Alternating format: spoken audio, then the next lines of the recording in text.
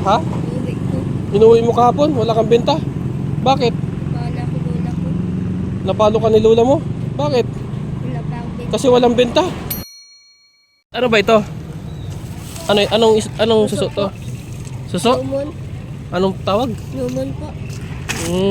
Magkano dito? 20 po yun. 20? Malak po yan. Ate, bili na kayo. Ay, ito. Ito ay 20. anong tawag dito? Bukan. Lukan. Magkano sa lukan? 20 po. Ang benta mo? 20. Ilang supot ang bininta mo ngayon? Ngayong araw? Hindi pa po. Ha? Yan pala nakita mo? Ilang supot yan? Isa po. Ito 20. Tapos ito 20. 20 rin. Malalaki ang laman yan. Taga saan ka? Hindi po. Morintebil? Wala pa akong benta. Kilala mo si Cyrus, yung masipag na bata? Yung nagtitinda rin ng palitaw. Ikaw, yan naman ang tinitinda mo. Araw-araw akong yan. Araw-araw ka ba nagtitinda? Pang ano mo yung kinikita mo dyan? Bilang bigas po. Pambili ng bigas?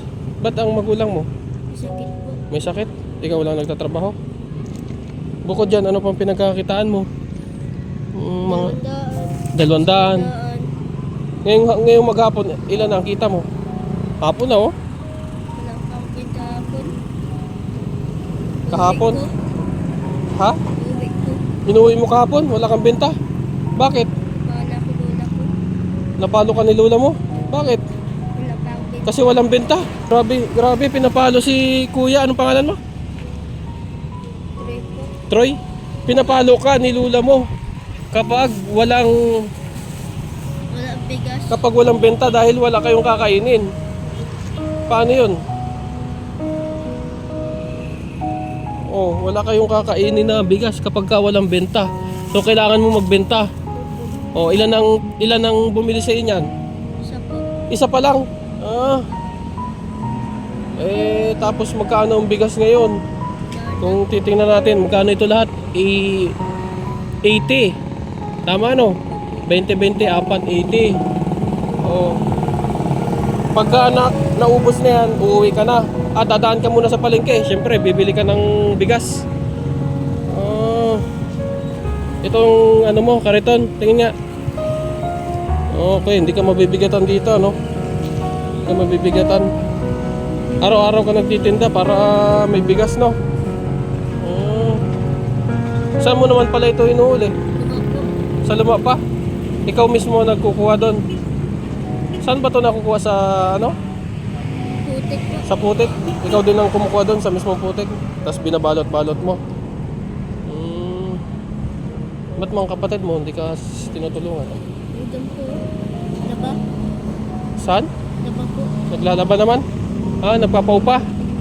O para makauwi ka na, babayaran ko na yung laman ng ano mo. Bibigyan ko ikaw ng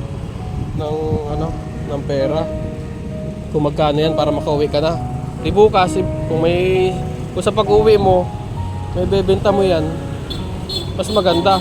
Makakadoble ka ng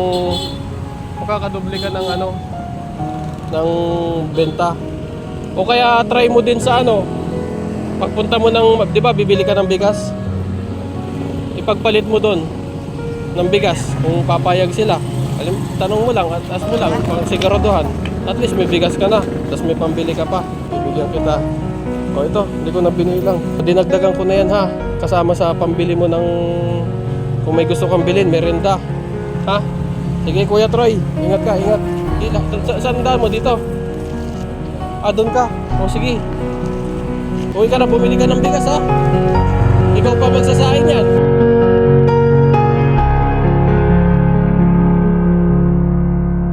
Ayan si Kuya Troy, napakasipag na bata na ating nakilala ngayon.